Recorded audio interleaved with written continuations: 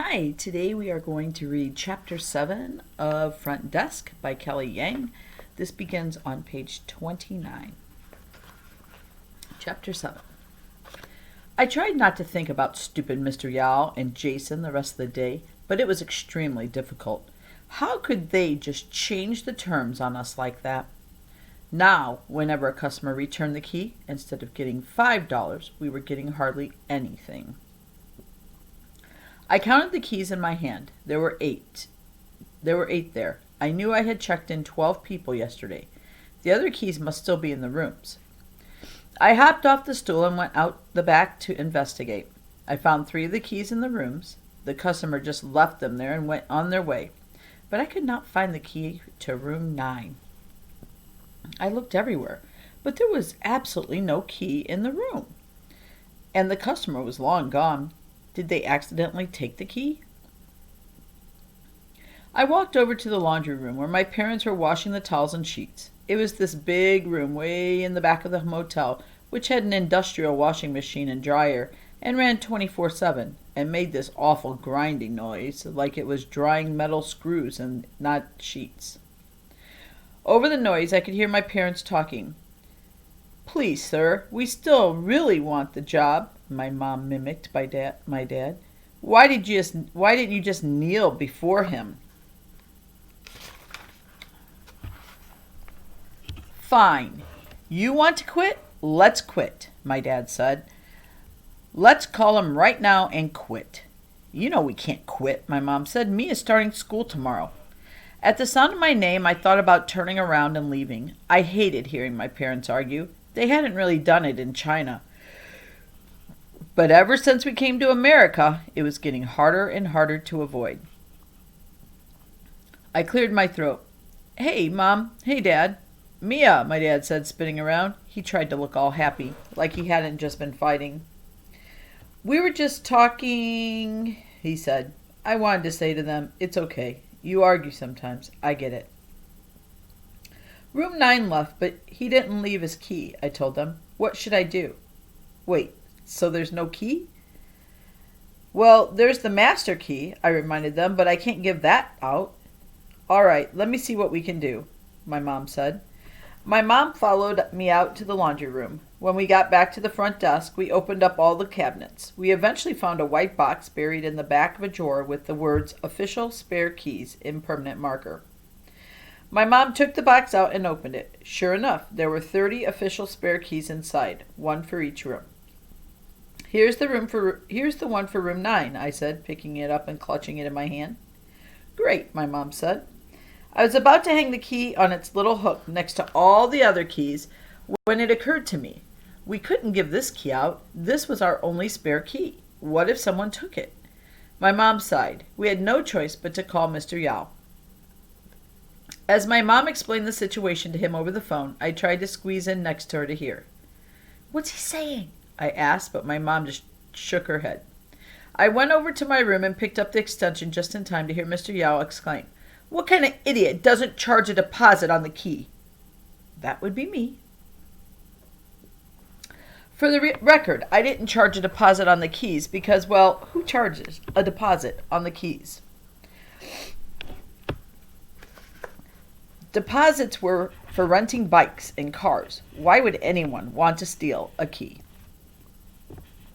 Mr. Yao told my mom we had to make a new key with the key machine underneath the front desk. My mom and I knelt down to look for it. We finally found it way in the back. It wasn't exactly much of a machine. Oh, I'm sorry. It wasn't actually much of a machine, more like an assortment of blank keys, needles, pens, and files with a big metal thing to keep the key in place as you worked on it. "Leave it," my mom said. "After I finish cleaning all the rooms, I'll make the key. Until then, don't touch it, okay? Do not try to make it." I nodded and waited until she went out the back. Any adult who says the words "don't touch" to a kid should know it's an open invitation to touch it. I accepted my mom's invitation and picked up one of the blank keys, holding it up to the spare room 9 key with all its little ridges and vellies. I wondered, were we supposed to file the ridges and vellies?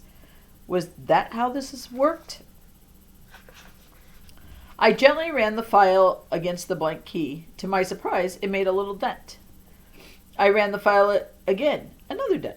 Hey, this wasn't so bad. I didn't even need the metal thing to clamp the key down. I could do it just by holding the key.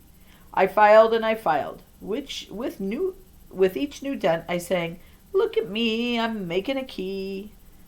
I was having so much fun that I forgot to look at what I was filing, and I accidentally filed my finger. "Ow!" I cried. I dropped the file and the key and held up my throbbing finger. The skin of my index finger had been rubbed raw, and it was bleeding. I ran to the bathroom to get a Band-Aid, but there weren't any, so I took some toilet paper and wrapped it around my finger. The toilet paper turned bright red in seconds. I grabbed some more toilet paper and held it to the wound, even though it hurt like crazy. Eventually the bleeding stopped. I wrapped the toilet paper in Scotch tape around and around, with my tiny mummy finger all set. I sat back down at the front desk and glanced at the unfinished key. I should have stopped right there. I should have put the key away and waited for my mom. That would have been the sensible thing to do. But I had this thing where if I started something, I had to finish it. It didn't matter what it was, books, Chinese chess, or the last strawberry on the candied skewer I used to eat back home. When I started something, I finished it. And so I picked up the blank key again. With my gigantic finger held high out of the way, I started filing. 10 minutes later, I was done. It wasn't perfect, I'll admit, and it wasn't pretty by any standard, but when I held the spare to the blank, it had all the same ridges and bellies. As I stood back to admire the creation, a customer came in. "Got any rooms in the back?" he asked. I did indeed, and proudly I handed him my new key. "What the heck?" the customer yelled, ringing the office a couple minutes later. "The key you gave me doesn't work." As it turned out, though I had filed the ridges to perfection, I had forgotten to smooth out the edges. So when the customer put the key in, it got stuck. I rushed out the back to help him. We pushed and we pulled, and finally we managed to jam it into the doorknob and unlock the room. When the customer laid eyes on the room, his face fell. "This is a lot smaller than I was expecting," he said. I looked around the room. There was a bed, dresser, television, small table, and chair. It was modest, sure, but what else did he need? Why don't you get settled in and I'll come back in 10 minutes and I'll give you a new key?" I asked. Mr. Lewis looked like he still wasn't sure about the room and the whole stuck key thing, so I threw in, "And I'll bring you a free soda. How's that?" He perked up and said, "Okay." As I walked back to the front desk, I shook my head.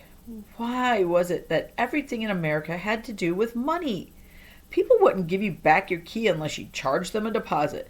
They'd hold a simple mistake over your head unless you give them a free soda.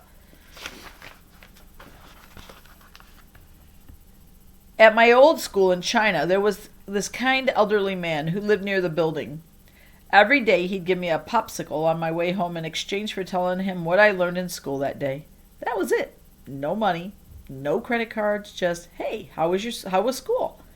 I sighed. I missed popsicle, Grandpa. There was no one like that here. Here, everything had a price, even kindness.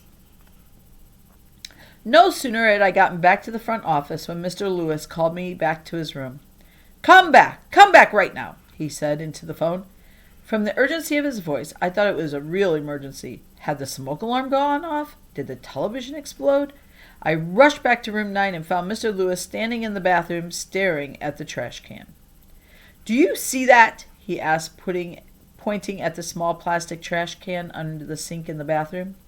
I stared into the black bin. I couldn't see anything. "See what?" "That!" he shouted. He picked up the trash can and shoved it in my face.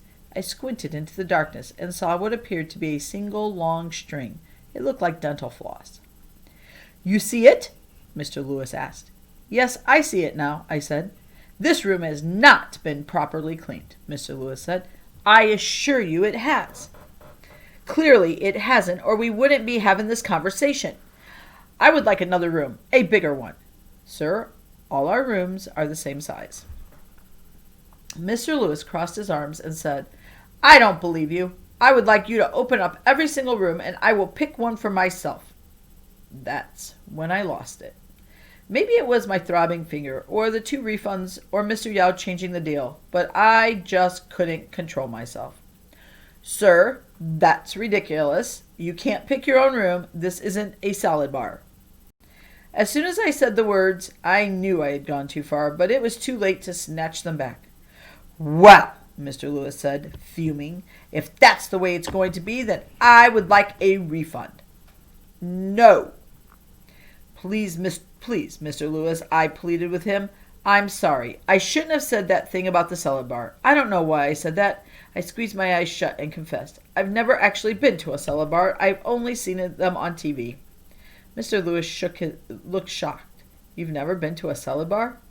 I shook my head. His eyes softened. "Why are you doing this?" he asked me. "Shouldn't you be out playing?" I looked away from him. Why were Americans always asking kids to go out and play? In China, kids almost never played. They had to sit for exams starting at an early age. Except for family get-togethers, every minute after school was packed with homework, drilling, revision, and dictation. When I went to first grade in China, I got only 2 minutes a day to play. That's literally what it said on a schedule I made for myself. 5 o'clock to 5:02. Play. I wanted to say to Mr. Lewis that I'd never really played, and I didn't intend to start now. The other part of me wanted to say, this is playing. I get to run a motel. Was there any better way to play? In the end, I simply said, I like my job very much. Mr. Lewis looked slightly embarrassed and said, "Of course you do. I'm sorry." He looked around the room once more. "You know what? This'll do just fine," he said. "Really?" I asked. I could not believe my ears. "And I'm sorry I gave you such a hard time." "Here, let me empty that for you," I said, taking the trash can from his hands. I went outside, quickly emptied the can in the dumpster, and placed it back in Mr. Lewis's bathroom. "Is there anything else I can do to make your stay more pleasant?" I asked him. Mr. Lewis thought for a second. Then he held up a finger and announced, "Pillows." "Pillows?" "Yes, I need 4 pillows. 2 for under my head, 1 for between my legs, and 1 to hug." I smiled. "Done." And that's the end of chapter 7.